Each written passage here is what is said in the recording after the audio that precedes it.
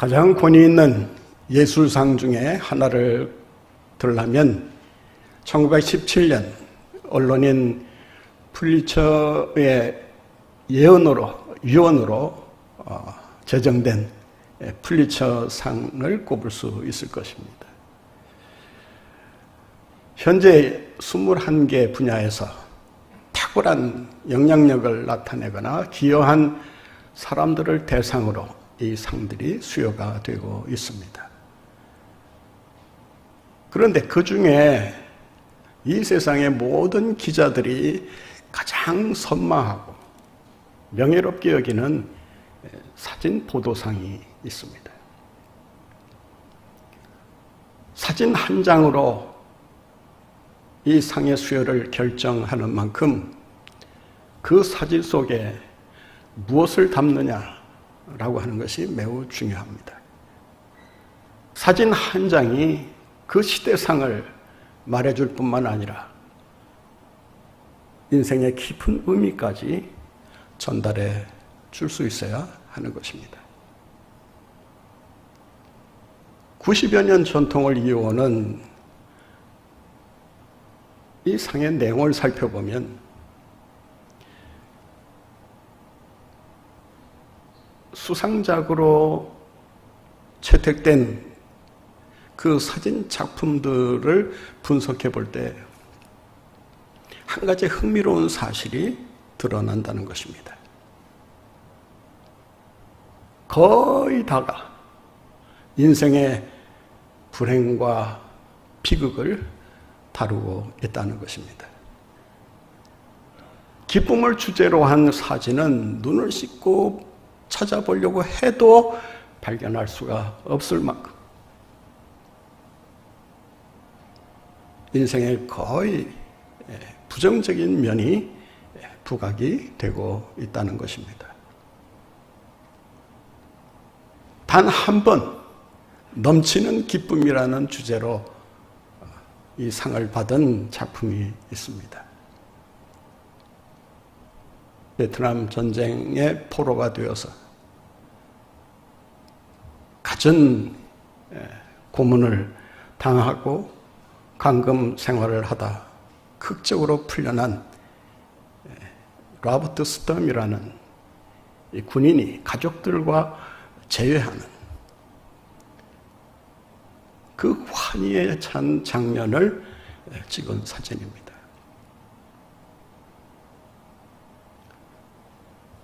아마 이 사진이 유일하게 기쁨이라고 하는 주제로 받은 상이라고 할 수 있습니다. 이 이야기가 주는 교훈이 있습니다.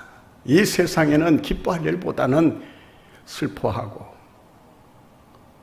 불행하게 생각할 수 있는 일들이 기뻐하는 일보다 훨씬 더 많이 일어나고 있다는 것입니다. 이런 상황 속에서 기뻐하며 산다는 것이 얼마나 중요한 일인가를 다시 한번 일깨워 주고 있습니다.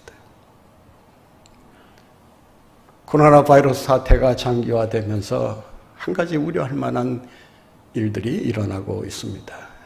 그것은 사람들의 얼굴에서 웃음이 사라지고 있다는 것입니다. 사람들에게서 기쁨을 빼앗아가는 이 코로나 바이러스야말로 우리가 극복해야 할 가장 큰 기쁨의 적이라고 할 수 있을 것입니다. 기쁨의 부재 시대, 기쁨 상실의 시대 속에서 과연 기뻐하며 산다는 것이 도대체 뭘 의미하는가? 또 그렇게 살려고 하면 어떻게 해야 되는가? 우리 그리스도인들에게 던지고 있는 중요한 과제가 아닐 수 없습니다.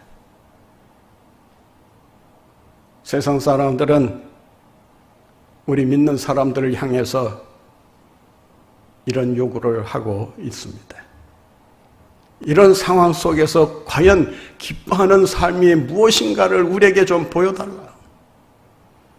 기뻐하라 말만 하지 말고 정말 기뻐하며 사는 삶이 도대체 어떤 삶인가를 우리에게 가르쳐달라.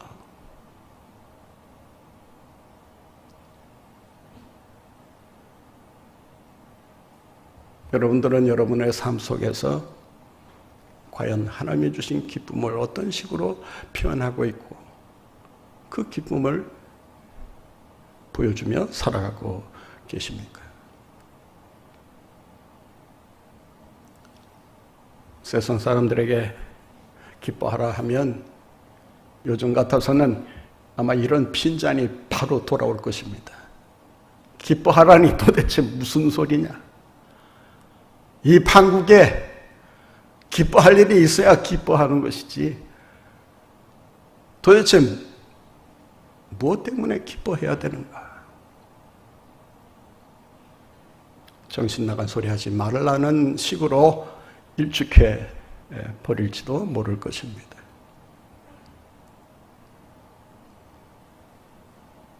코로나 바이러스 사태가 우리 교회에 던지는 중요한 질문이 있습니다. 그 무엇으로도 빼앗을 수 없는 기쁨을 소유하고 살아가는가?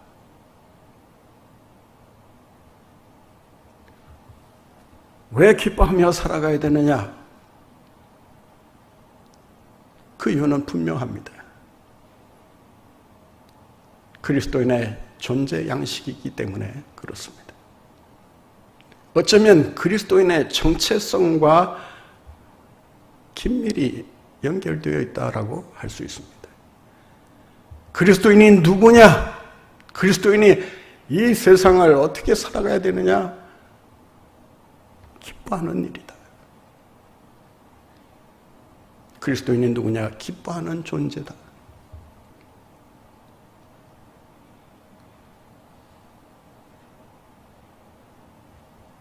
영국에 가면 여왕이 머물고 있는 그 윈저 성이 있습니다. 윈저 왕 때부터 시작돼서 그곳을 왕이 머무는 그런 성체로 사용을 하고 있습니다. 그 성체를 멀리 바라보면 한눈에 눈에 들어오는 것이 있습니다. 높이 솟아있는 이 둥근 탑, 그 둥근 탑 위에 깃발이 휘날리고 있는 모습입니다.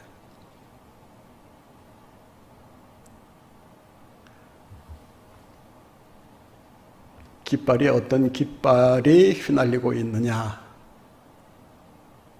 그것을 보면 그 성에 여왕이 머물고 있다. 아니면 현재 부재 상태다라는 것을 확인할 수가 있다고 합니다. 나라 최고 지도자의 이 동선이 세상 사람들에게 알려진다는 것은 어쩌면 상당히 위험한 일일 수 있습니다.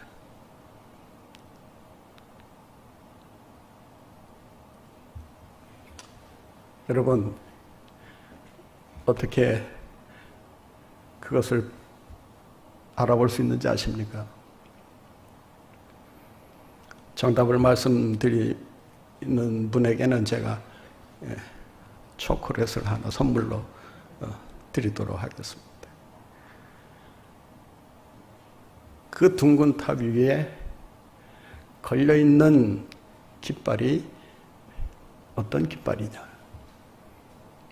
영국 국기인 유니언 잭이 걸려있으면 여왕이 지금 부재 상태다라는 것을 보여준다는 것입니다. 영국 국기가 아니고 왕실기가 걸려있으면 지금 여왕이 집무실에서 업무를 보고 있구나, 머물러 있구나라는 것을 알 수가 있다고 합니다.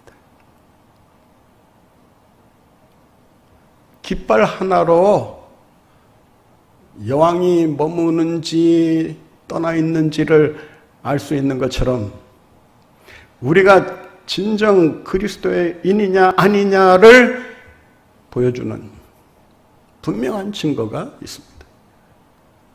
기쁨의 깃발이 휘날리고 있느냐라는 것입니다. 기쁨이란 어쩌면 하나님께서 우리 마음에 살아계신다는 증거라고 할 수 있습니다.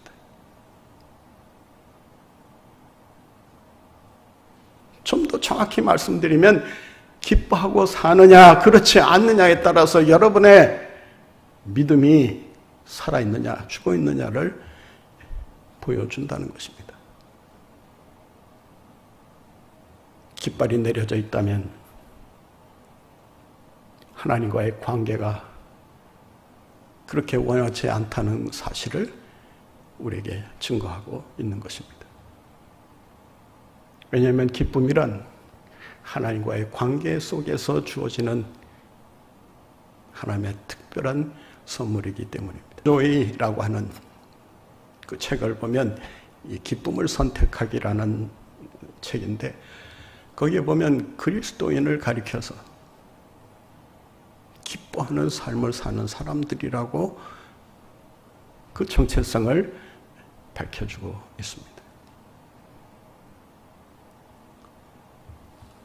우리 삶의 존재 양식이 기뻐하는 삶이라는 사실을 잊지 마시고 여러분의 마음속에 기쁨의 깃발이 휘날림으로 세상 사람들이 볼 때 저 사람의 마음속에 하나님이 살아 역사하고 계시는구나 이 사실을 증거하며 사람들을 주님께로 인도하는 여러분들의 삶이 되시기를 간절히 바랍니다. 왜 기뻐하며 살아야 되는가? 하나님이 우리에게 주시는 축복 중에 가장 큰 축복이기 때문입니다. 세상 사람들은 기쁨이 얼마나 큰 축복인가를 제대로 알지 못합니다. 우리 믿는 사람들조차도 기쁨이 과연 하나님의 축복일까? 물론 축복이라고 어렴풋이나마 생각은 하고 있을지 모르지만 그것이 가장 큰 축복이라고 하는 데는 아마 동의를 쉽게 하지 않을 것입니다.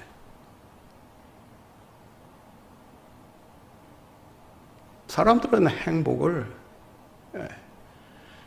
기쁨이 아닌 다른 것에서 그 행복을 찾기 때문에 그렇습니다.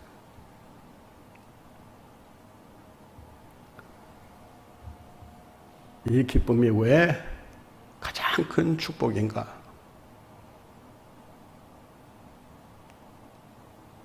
이 세상 그 무엇도 빼앗을 수 없는 기쁨이기 때문에 그렇습니다. 오늘 본문 말씀 7절을 한번 같이 보겠습니다.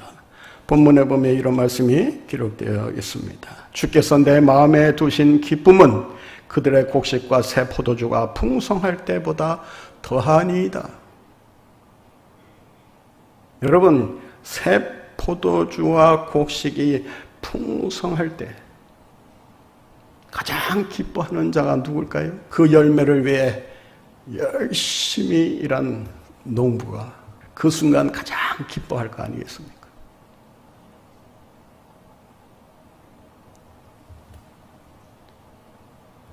풍성한 결실을 본다는 것처럼 사람을 즐겁게 하는 일은 없습니다. 또 인간에게 행복감과 만족감을 심어주는 것도 달리 없다고 할 수 있습니다. 농부에게 있어서 추수가 수확물을 거두는 것이 가장 큰 기쁨이라면 사업하는 사람에게는 무엇이 가장 큰 기쁨이겠습니까? 사업이 어려운 상황 속에서도 잘 되어가는 것을 볼 때 꼭 기쁘지 않겠습니까?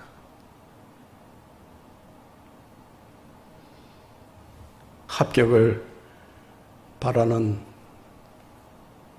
젊은이에게 가장 큰 기쁨의 순간이 언제였느냐라고 한다면 원하는 대학에 합격하고 원하는 회사에 들어가는 것이다 라고 말할 수 있을 것입니다. 그러나 우리가 여기에서 한 가지 중요한 사실을 놓치지 말아야 합니다. 세상이 주는 기쁨이라고 하는 것은 잠시 잠깐 우리를 기쁘게 할 뿐, 그 기쁨이 영원하지 않다는 것입니다. 그 기쁨이 다분히 상대적일 뿐만 아니라 그 기쁨의 시간이 매우 짧다는 것입니다. 따라서 세상이 주는 기쁨을 행복이라 하나님의 축복이라 이렇게 말하기에는 상당히 어려운 문제가 있다고 할 수 있습니다. 그렇지 않습니까? 합격했을 때는 기쁜데 합격하고 나니까 등록금이 걱정이 되고 불안해지면 그것이 무슨 진정한 기쁨이라고 얘기할 수 있겠습니까? 스포츠계에 그 거물이자 최고 부자로 알려져 있는 마이클 조던이라는 선수가 있습니다. 이 농구 선수로 엄청난 활약을 펼쳤던 선수인데 농구 황제라는 별명이 붙어 있을 정도로 환상적인 플레이로 많은 사람들을 감동시킨 적이 있습니다. 연봉도 어마어마했고 은퇴한 다음에는 또 이 사업에 손을 대는 것마다 이 성공을 하고 해서 이 구단을 인수할 정도로 엄청난 재력을 뽐내기도 했습니다. 그 재산 가지면 못할 일이 없었습니다. 다 할 수 있었습니다. 원하는 걸 다 만족시킬 수 있었습니다. 그런데 단 하나 하지 못하는 것이 있었습니다. 불안을 해결할 수 없었습니다. 자기가 부자라는 것을 많은 사람들이 다 알고 있기 때문에 혹시나 자기를 대상으로 누군가 칼을 들고 쳐들어오진 않을까. 길을 가다가도 순간순간 이상한 친구가 다가와서 나를 상의하지는 않을까. 그 불안 때문에. 그래서 그가 가는 데는 항상 누가 따라다니느냐? 경호원 수십 명이 따라다닙니다.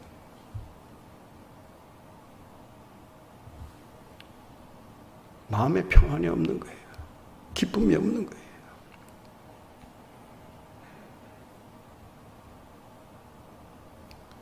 여러분, 축복 가운데 축복은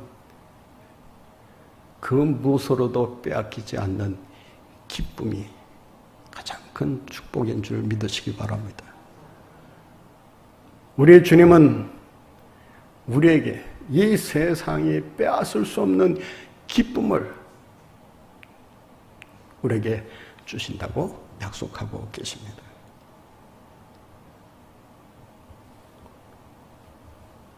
왜 우리가 기뻐하며 살아가야 할까요?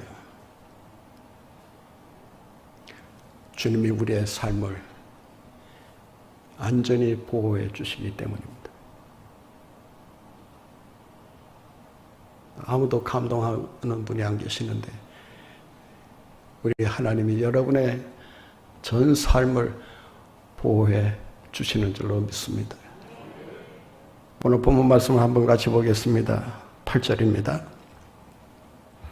내가 평안히 눕고 자기도 하리니 나를 안전히 살게 하시는 이는 오직 여호와시니라. 여호와라고 하는 말 앞에 붙어있는 단어에 주목해 보시기 바랍니다. 무슨 단어입니까? 오직, 오직입니다. 오직. 하나님께서 우리를 안전히 보호해 주시면 우리는 그분의 보호 속에서 기쁨을 누릴 수가 있고 평안을 맛보며 살아갈 수 있는 것입니다. 이것이 진정한 행복이 아니겠습니까? 사람이 두려워하는 이유가 무엇입니까? 과연 안전하게 살 수 있을까? 코로나 바이러스 사태 속에서 과연 내 생명이 보호를 받을 수 있을까? 그 보장이 과연 어디에서 오는 것인가?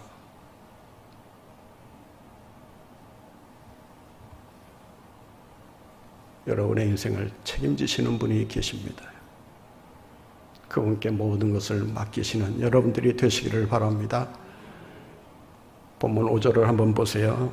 의의 제사를 드리고 여호와를 어떻게 하라고요? 의지할지어다. 여호와를 신뢰하고 그분이 보호하실 줄 믿고 살아갈 때 우리는 날마다 순간마다 하나님이 주시는 기쁨으로 충만한 삶을 살아갈 수 있는 것입니다. 어떻게 해야 우리가 기뻐하며 살아갈 수 있을까요? 어떻게 해야 기뻐하며 살아갈 수 있을까요? 상황이 변하고 환경이 바뀌어도 결코 변하지 않는 기쁨, 이 불변의 기쁨, 절대적인 기쁨을 우리가 어떻게 소유하고 살아갈 수 있느냐라고 하는 것입니다. 본문 말씀에는 그 비결을 우리에게 가르쳐주고 있습니다. 본문 7절을 다시 한번 봅니다. 같이 읽겠습니다. 주께서 내 마음에 어떻게 하신? 두신 기쁨. 두셨다라고 하는 말은 이 주셨다는 말에서 왔는데 이 주신다라고 했을 때 이 단어는 그냥 얘다 가져라. 뭐 내가 준 거 가지고 뭘 하든지 알아서 해라. 이런 식으로 주시는 것이 아니고 소중히 간직하고 살아라. 그런 뜻에서 주시는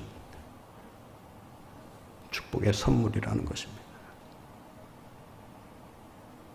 이 기쁨은 주님으로부터 오는 것입니다. 물질로부터 오는 거 아닙니다. 물질로부터 오는 기쁨, 그것은 물질이 생겼을 때 잠시 기뻐할 수 있는 것이고 물질이 사라지는 것과 동시에 그 기쁨도 사라질 수밖에 없습니다.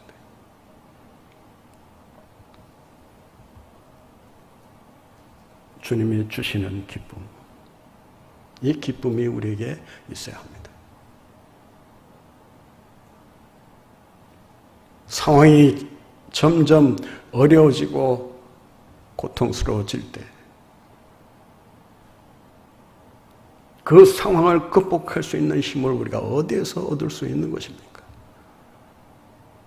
우리의 기쁨을 빼앗으려고 하는 많은 적대 세력들에게 기죽지 않고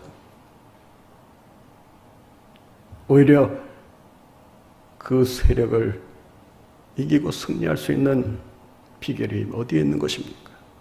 주님이 주시는 기쁨으로 무장해야 하는 것입니다. 이 기쁨의 영성을 가지고 살아갈 때 어느 누구도 여러분들을 결코 해치거나 여러분들을 절망케 하지 못할 줄로 믿습니다. 존 파이퍼라고 하는 목사님이 쓴 Desiring God이라는 아주 훌륭한 책이 하나 있습니다. 이 하나님을 갈망하기라는 이 책에서 그는 기쁨이라고 하는 주제를 가지고 성경 전체를 조명하고 있습니다. 그가 그 책에서 말하는 독특한 단어가 하나 있습니다. 크리스천 헤도니즘, 기독교 희락주의를 우리가 추구하면서 살아가야 된다.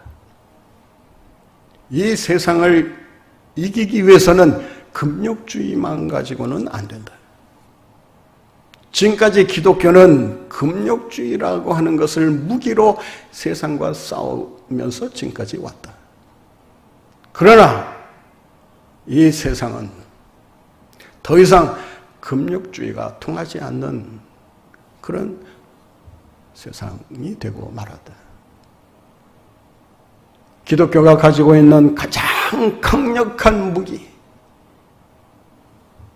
이 세상의 악한 세력들을 잠재울 수 있는 무기는 바로 기독교 희락주의다.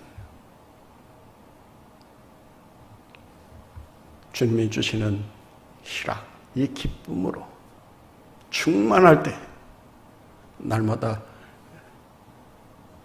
승리하며 살아가는 여러분들의 삶이 될 줄로 믿습니다. 어떻게 해야 우리가 기뻐하며 살아갈 수 있을까요?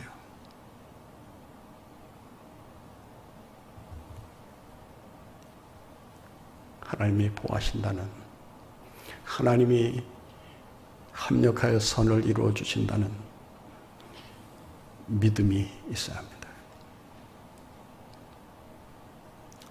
세상 사람들은 이 믿음이 없기 때문에 눈에 보이는 물질이나 명예나 권력에 모든 것을 투자하면서 살아갑니다.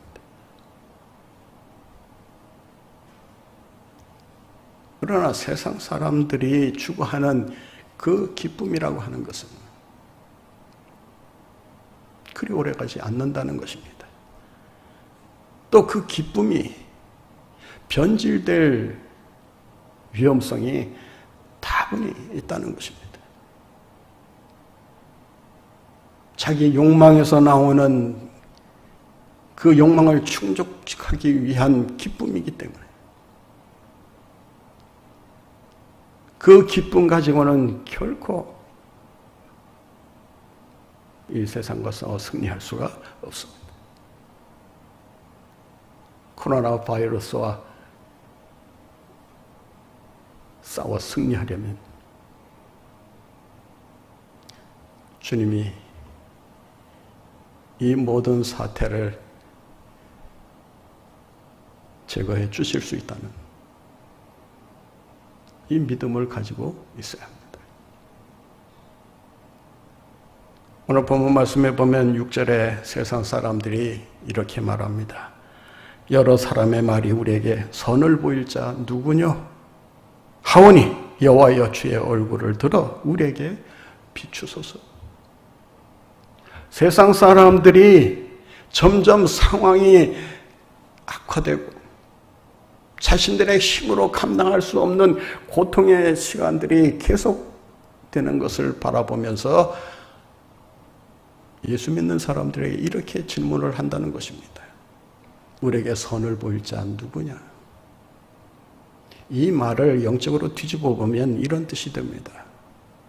너희들이 하나님이 다 해결해 주실 수 있다 그렇게 주장하는데 과연 이 상황 속에서 너희들의 주장이 과연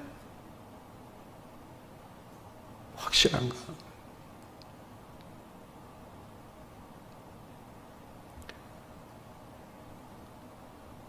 이러한 때에 우리에게 필요한 것은 강력한 믿음이라고 할 수 있습니다. 오늘 이 시인은 평안할 때 이 시를 노래하고 있는 것이 아니고 자신의 인생 속에서 가장 힘들었던 시기, 극복하기 어려웠던 참담한 상황 속에서 이 시가 지어졌다라고 하는 것입니다. 이 시의 머릿말을 보면 이렇게 되어 있습니다. 한번 같이 보시겠습니다. 다윗의 시, 인도자를 따라 현악에 맞춘 노래. 다윗의 시. 다윗이 언제 이 노래를 불렀는가? 정확한 상황을 우리가 알 수는 없지만 이 본문의 내용을 자세히 살펴보면 세상 사람들이 우리에게 선을 보일 자 누구냐? 하나님이 살아계시다면 그 증거를 우리에게 보여달라라고 사람들이 답답해하면서 외치는 절망적인 상황이었다라고 하는 것입니다. 좀 더 정확히 말씀드리면 다윗이 지금 처해 있는 이 상황은 많은 학자들의 그 주석을 이렇게 종합해 보면 아들 압살롬에 의해 왕자에서 쫓겨나 야반도주하면서 풍찬노숙할 때 지었던 노래라고 이야기하고 있습니다.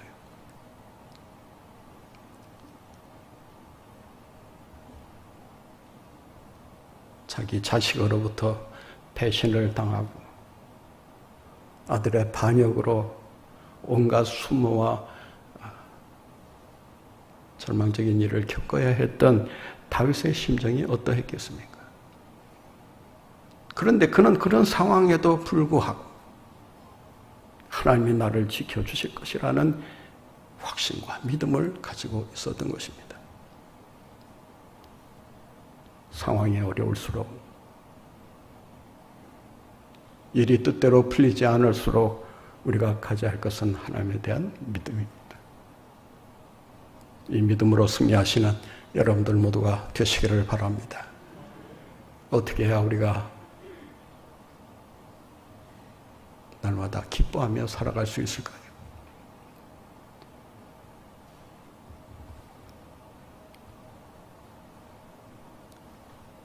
하나님의 결말이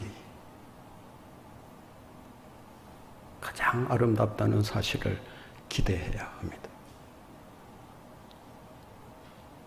눈에 보이는 것은 실망투성이요, 비극적인 그런 상황에 놓여져 있을지 모르지만, 그러나 하나님이 주시는 결말은 가장 복되고 아름다울 것이다.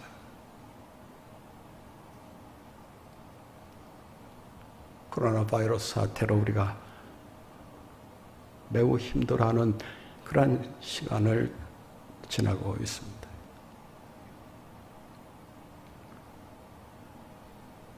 그러나 하나님은 반드시 어둠이 지나면 아침이 오게 하듯이 반드시 놀라운 축복의 날을, 기쁨의 날을 우리에게 주실 줄로 믿습니다. 하박국서 3장에 보면 무엇이 없다는 이야기가 6번 등장합니다. 열매가 없고 소출이 없고 우리의 양이 없고 소가 없고 무화과 나무가 무성치 못하고 없다는 이런 그야말로 기가 막힌 상황이지만 그는 그 상황 속에서 이렇게 노래합니다. 나는 여호와로 인하여 즐거워할 것이며 여호와로 인하여 기뻐할 것이다. 왜? 하나님께서 놀라운 결말을 우리에게 허락해 주실 것이기 때문에 그렇다.